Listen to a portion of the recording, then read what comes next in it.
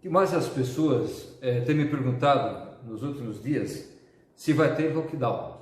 E eu digo, não vai ter lockdown. Pelo menos naquilo que depender de mim. Tá, mas as atividades essenciais, não.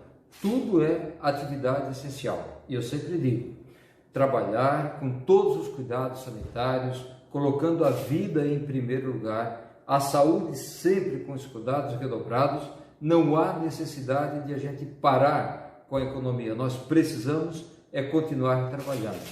E tem pessoas que também, no âmbito do poder público, têm perguntado para mim, prefeito, não vai ter lockdown?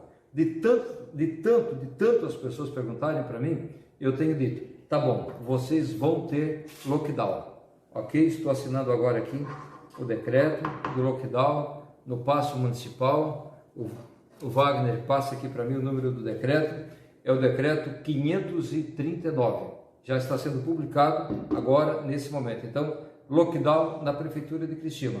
Lembrando só um detalhe, lockdown sem remuneração, não remunerada. Não quer vir trabalhar? Não tem problema.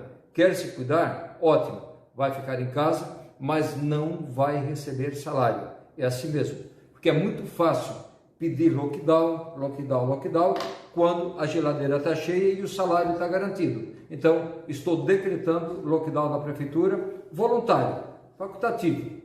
Quer lockdown? Vai ter lockdown, só não vai ter salário. Tá bom, gente? Vamos trabalhar, vamos que é melhor?